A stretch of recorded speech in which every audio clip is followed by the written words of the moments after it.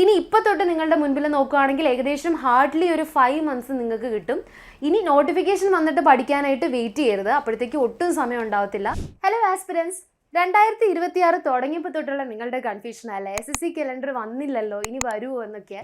സാധാരണ നമ്മൾ ഒരു ഇയറിൻ്റെ അവസാനമാണ് ഇത് എക്സ്പെക്ട് ചെയ്യുന്നത്. 2025 ഡിസംബറിൽ വരുമെന്ന് എക്സ്പെക്ട് ചെയ്തു, പക്ഷേ വന്നില്ല.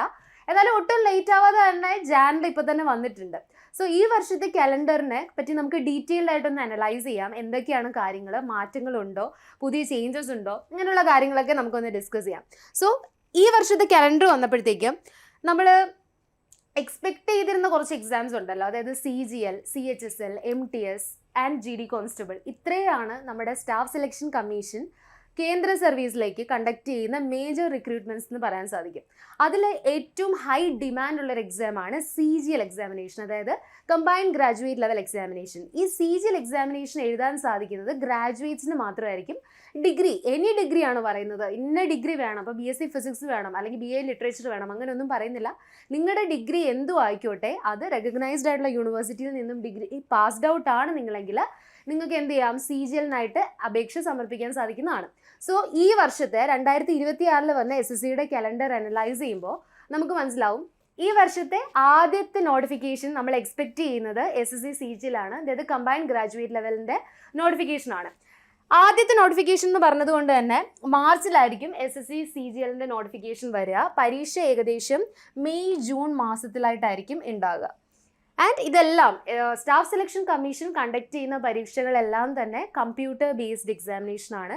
നമ്മൾ CBT എന്ന് പറയും. CBT എന്ന് കേട്ട് നിങ്ങൾ കൺഫ്യൂസ്ഡ് ആവേണ്ട, full form computer based test എന്നുള്ളതാണ്. അപ്പോൾ നോക്കുക, മെയ് ജൂണിലാണ് എന്ത് വരുന്നത്, ഫസ്റ്റ് എക്സാമിനേഷൻ വരുന്നത്. ഇനി ഇപ്പോൾ തൊട്ട് നിങ്ങളുടെ മുൻപിൽ നോക്കുകയാണെങ്കിൽ ഏകദേശം ഹാർഡ്ലി ഒരു 5 months നിങ്ങൾക്ക് കിട്ടും.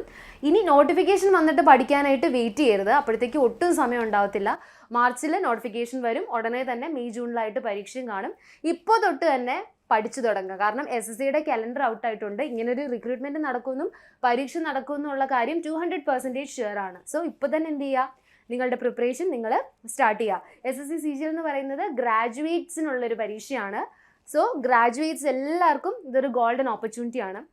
വേരിയസ് ഡിപ്പാർട്ട്മെൻറ്റുകളിലേക്കായിരിക്കും ഇതിൻ്റെ റിക്രൂട്ട്മെൻറ്റ് നടക്കുക. നമ്മൾ ഈ CGL എന്ന് പറയുന്നത് ഒരു മിനി സിവിൽ സർവീസ് എക്സാം എന്ന് നമുക്ക് പറയാൻ സാധിക്കും. എക്സാമ്പിൾ പറയുകയാണെങ്കിൽ നമ്മുടെ കസ്റ്റംസ് ഡിപ്പാർട്ട്മെൻറ്റ്, അതുപോലെ തന്നെ central bureau of direct taxes, CBI, ഇതുപോലുള്ള റെപ്യൂട്ടഡ് ഡിപ്പാർട്ട്മെൻറ്റുകളിൽ നിങ്ങൾക്ക് ഹൈ ലെവൽ പോസ്റ്റുകൾ, അതായത് CBI ഇൻസ്പെക്ടർ ആണെങ്കിലും അതുപോലെ തന്നെ കൺട്രോളർ ആൻഡ് ഓഡിറ്റർ ജനറൽ ഓഫീസിൽ അസിസ്റ്റൻറ്റ് അക്കൗണ്ട് ഓഫീസർ പോലുള്ള വിവിധ തസ്തികകളുണ്ട്. ഇതൊക്കെ ഗസറ്റഡ് പോസ്റ്റുകളും നോൺ ഗസറ്റഡ് ആയിട്ടുള്ള പോസ്റ്റുകളും ഉണ്ട്. സാലറി നമുക്ക് ഏകദേശം മൊത്തത്തിൽ എല്ലാ പോസ്റ്റിൻ്റെയും കൂടെ ഒരു ആവറേജ് നോക്കുകയാണെങ്കിൽ 50,000 to 1,10,000 വരെ സാലറി കിട്ടാവുന്ന പോസ്റ്റുകളാണ് എല്ലാം തന്നെ CGL ഉള്ളത്. കാരണം ഗ്രാജുവേഷൻ വിദ്യാഭ്യാസ യോഗ്യതയായിട്ട് വരുന്നത് കൊണ്ട് തന്നെ പോസ്റ്റുകളെല്ലാം നല്ല ഹൈ ലെവൽ ആൻഡ് റെപ്യൂട്ടേഷൻ ഉള്ള പോസ്റ്റുകളാണ്.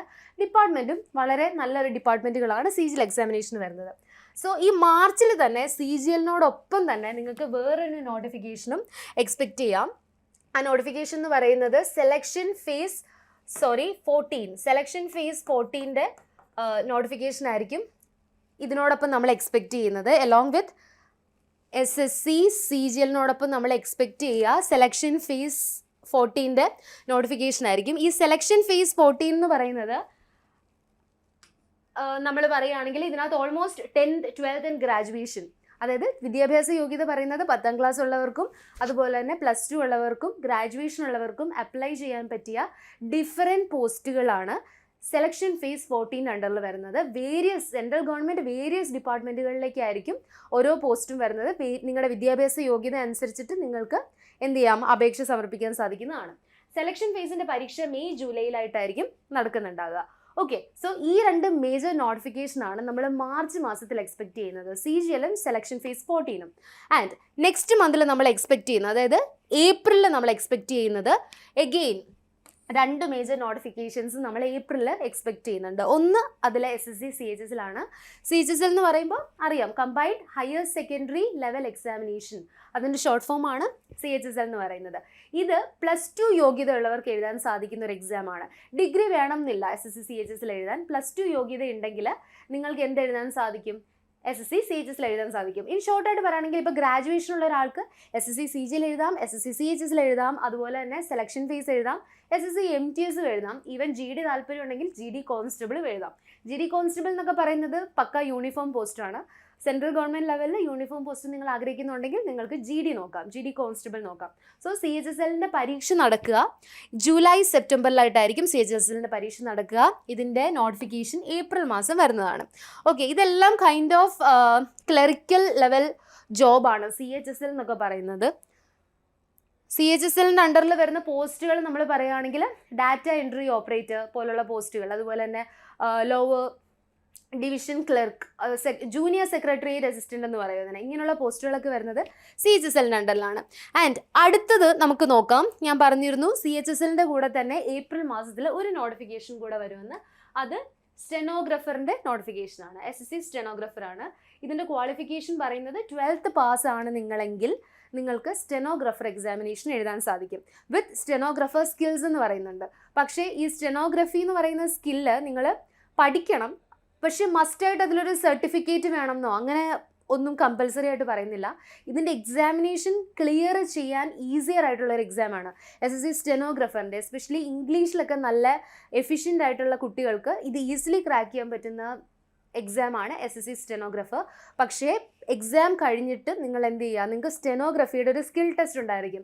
നമുക്ക് പല പോസ്റ്റിനും ടൈപ്പിംഗ് ടെസ്റ്റ് സ്കിൽ ടെസ്റ്റ് ആയിട്ടില്ലേ, അതുപോലെ തന്നെ SSC സ്റ്റെനോഗ്രാഫർ വരുമ്പോഴത്തേക്കും സ്റ്റെനോഗ്രഫി ആയിരിക്കും സ്കിൽ ടെസ്റ്റ് ആയിട്ട് വരുന്നത്. ഒരു ഫിക്സഡ് ടൈമിൽ ഫിക്സഡ് ആയിട്ടുള്ള ഒരു പറയുകയായിരിക്കും സംഭവം, അത് നിങ്ങൾ റൈറ്റ് ചെയ്യേണ്ടതായിട്ട് വരും ഇൻ സ്റ്റെനോഗ്രഫി ലാംഗ്വേജിൽ. അങ്ങനെയുള്ള കാര്യങ്ങളൊക്കെയാണ് സ്റ്റെനോഗ്രഫിയിൽ വരിക. ഓക്കെ, പണ്ടൊക്കെ നമ്മൾ ഇതിനെ ഷോർട്ട് ഹാൻഡ് എന്ന് പറയാറുണ്ടായിരുന്നു ഈ സ്റ്റെനോഗ്രഫി സംഭവത്തിന്. ഇതിൻ്റെ അഡ്വർടൈസ്മെൻറ്റ് ഏപ്രിലാണ് വരിക. പരീക്ഷ ഓഗസ്റ്റ് സെപ്റ്റംബറിലായിട്ടായിരിക്കും കണ്ടക്ട് ചെയ്യുക. ഓക്കെ, നമ്മുടെ ഈ ചാനൽ നിങ്ങൾ ആദ്യമായിട്ടാണ് കാണുന്നതെങ്കിൽ ഈ ചാനൽ ഫോളോ ചെയ്യുക, സബ്സ്ക്രൈബ് ചെയ്യുക. കാരണം നമ്മൾ എല്ലാ തരത്തിലുള്ള കോണ്ടൻസും പ്രൊവൈഡ് ചെയ്യുന്നൊരു ചാനലാണ് entry SSC RRB YouTube channel എന്ന് പറയുന്നത്. ഹൈലി വാല്യുബിൾ ആയിട്ടുള്ള പ്രീവിയസ് ഇയർ ക്വസ്റ്റ്യൻ ബേസ്ഡ് ആയിട്ടുള്ള കോണ്ടന്റ് ക്ലാസ്സസ് പ്രൊവൈഡ് ചെയ്യാറുണ്ട്. പിന്നെ ഏറ്റവും കൂടുതൽ അവയർനെസ് നമ്മൾ കാൻഡിഡേറ്റ്സിലേക്ക് എത്തിക്കാനായിട്ട് മാക്സിമം ശ്രമിക്കാറുണ്ട്. ഇപ്പോൾ പോസ്റ്റ് വൈസ് ആണെങ്കിലും ഒരുപാട് കുട്ടികൾക്ക് അറിയില്ല ഓരോ പോസ്റ്റിലും ജോബ് റോൾ എന്താണ്, സാലറി എന്താണ്, ഈ കാര്യങ്ങളൊന്നും അറിയാത്ത ഒരുപാട് കാൻഡിഡേറ്റ്സ് ഉണ്ട്. അവരിലേക്ക് നമ്മൾ പോസ്റ്റുകളെ പറ്റിയും അതിൻ്റെ അവയർനെസ്സിനെ പറ്റിയും ജോബ് പ്രൊഫൈൽ, സാലറി, നോട്ടിഫിക്കേഷൻ വരുമ്പം ഓൺ ദ സ്പോട്ട് അവയർനെസ്, നോട്ടിഫിക്കേഷനെ ബേസ് ചെയ്തിട്ടുള്ള കോണ്ടന്റ് ക്ലാസ്സുകൾ, റിവിഷൻ സീരീസ്, മാരത്തോൺ സീരീസ് എല്ലാം പ്രൊവൈഡ് ചെയ്യാറുണ്ട്. So do follow this channel for further updates. And അപ്പോൾ നമ്മുടെ ഏപ്രിൽ മാസത്തെ നോട്ടിഫിക്കേഷൻ കഴിഞ്ഞിട്ടുണ്ടെങ്കിൽ നമ്മുടെ അടുത്ത നോട്ടിഫിക്കേഷൻ അല്ലെങ്കിൽ റിക്രൂട്ട്മെൻറ്റ് വരുന്നത് ജൂണിലായിട്ടാണ്. ജൂണിൽ SSC MTS ആൻഡ് ഹവൽദാറിൻ്റെ നോട്ടിഫിക്കേഷൻ വരും. ഇതിൻ്റെ യോഗ്യത 10ാം ക്ലാസ് ആണ്. നിങ്ങൾക്ക് 10ാം ക്ലാസ് മാത്രം മതി. 10ാം ക്ലാസ് ഉണ്ടെങ്കിൽ MTSൻ്റെ പരീക്ഷ എഴുതാം. ഈ MTS എന്ന് പറയുന്നത് മൾട്ടി ടാസ്കിങ് സ്റ്റാഫാണ്.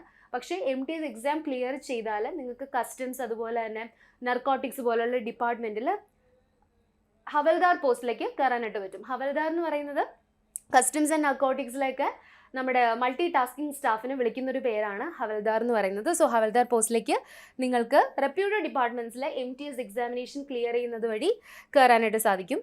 ഇത് നോട്ടിഫിക്കേഷൻ ജൂണിൽ വരുമെങ്കിലും പരീക്ഷ സെപ്റ്റംബർ നവംബറിലായിട്ടായിരിക്കും കണ്ടക്റ്റഡ് ആകുക. ഓക്കെ, സോ അടുത്തത് നമ്മുടെ ലാസ്റ്റ് നോട്ടിഫിക്കേഷൻ എന്ന് പറയുന്നത് SSC GD കോൺസ്റ്റബിളിൻ്റെ നോട്ടിഫിക്കേഷനാണ്.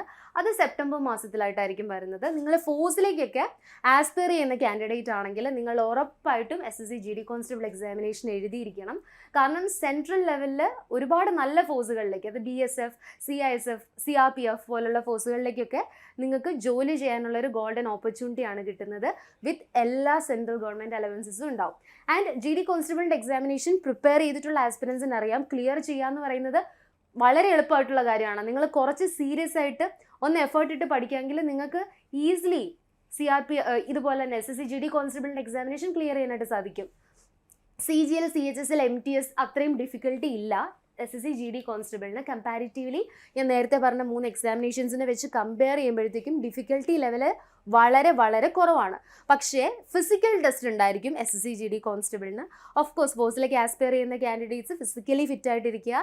And long jump, high jump, race പോലുള്ള സംഭവങ്ങളുണ്ട്. അതിലേക്ക് നിങ്ങൾ നിങ്ങളുടെ മൈൻഡിനെയും ബോഡിനെയും പ്രിപ്പയർ ചെയ്യണം എന്നുള്ളൊരു ക്രൈറ്റീരിയ മാത്രമാണ് ഉള്ളത്. ഇതിൻ്റെ നോട്ടിഫിക്കേഷൻ ഞാൻ നേരത്തെ പറഞ്ഞതുപോലെ സെപ്റ്റംബറിൽ വരും. പരീക്ഷ അടുത്ത വർഷം ജാനുവരി, മാർച്ച് ആയിട്ടായിരിക്കും കണ്ടക്ട് ചെയ്യുന്നത്. ജി ഡി കോൺസ്റ്റബിളിൻ്റെ വിദ്യാഭ്യാസ യോഗ്യത എന്ന് പറയുന്നത് it's A 10th pass. Okay, that's it. So ഇത്രയും നോട്ടിഫിക്കേഷൻസ് ആണ് നമ്മുടെ ഞാൻ ഓൾറെഡി ഡിസ്കസ് ചെയ്തത്. നിങ്ങൾക്ക് ടൈം ലൈനും കാര്യങ്ങളൊക്കെ ക്ലിയർ ആയിട്ട് മനസ്സിലായെന്ന് കരുതുന്നു. സോ ഇമ്പോർട്ടൻ്റ് ആയിട്ട് പറയാനുള്ളത് ഇപ്പോഴേ സ്റ്റാർട്ട് ചെയ്യുക. ഓക്കെ, സ്ട്രോങ് ആയിട്ട് ഫിനിഷ് ചെയ്യുക എന്നുള്ളൊരു കാര്യമാണ്. നോട്ടിഫിക്കേഷൻ ഈ പറഞ്ഞ, അതായത് ഏപ്രിലിൽ 2 നോട്ടിഫിക്കേഷൻ ഉണ്ട്, മാർച്ചിൽ 2 നോട്ടിഫിക്കേഷൻ ഉണ്ട്, പിന്നെ നമ്മുടെ നോട്ടിഫിക്കേഷൻ വരുന്നത് ഏപ്രിലിൽ നോട്ടിഫിക്കേഷൻ ഉണ്ട്, പിന്നെ ജൂണിലുണ്ട്, പിന്നെ സെപ്റ്റംബറിലുണ്ട്. ഈ നോട്ടിഫിക്കേഷൻസ് ഒക്കെ മെയിൽ വരട്ടെ, അതുപോലെ തന്നെ ജൂണിൽ വരട്ടെ, ഏപ്രിൽ വരട്ടെ എന്ന് പറഞ്ഞ് വെയിറ്റ് ചെയ്യരുത്. ഇപ്പോഴേ നിങ്ങളുടെ എക്സാം എന്താണെന്നുള്ള വിഷൻ സെറ്റ് ചെയ്തിട്ട് പഠിച്ചു തുടങ്ങുക. ഇപ്പോഴേ സിലബസ് കവർ ചെയ്യുക. സിലബസ് കംപ്ലീറ്റ് ആക്കി കഴിഞ്ഞതിന് ശേഷം എന്ത് ചെയ്യുക, നിങ്ങൾ മോക്ക് എക്സാംസ് അറ്റൻഡ് ചെയ്ത് നോക്കുക. നിങ്ങളുടെ അനാലിസിസിലൂടെ നിങ്ങൾ ഇനി ഇമ്പ്രൂവ് ചെയ്യേണ്ട കാര്യം എന്താണ് എന്നുള്ളത് നിങ്ങൾ മനസ്സിലാക്കിയിട്ട് ആ സ്ട്രോങ് ഏരിയാസിനെയും വീക്കർ ഏരിയാസിനെയും പ്രോപ്പർലി അനലൈസ് ചെയ്തിട്ട് പഠിക്കുക. കൺസിസ്റ്റൻസി കീപ്പ് ചെയ്യുക, syllabus coverage and over exhausted ആവാതെ. നിങ്ങളുടെ ഹാർഡ് വർക്ക് എന്തായാലും വേണം, അതിനോടൊപ്പം തന്നെ സ്മാർട്ട് സ്ട്രാറ്റജിയും കൂടി ഇംപ്ലിമെൻറ്റ് ചെയ്താൽ നിങ്ങളിൽ മെൻ്റലി ആൻഡ് ഫിസിക്കലി എക്സോസ്റ്റ് ആകുന്ന ഒന്ന് കുറയ്ക്കാൻ പറ്റും. എന്നിട്ട് നല്ല രീതിക്ക് തന്നെ പ്രിപ്പറേഷൻ നിങ്ങൾക്ക് സ്റ്റാർട്ട് ചെയ്യാൻ പറ്റും.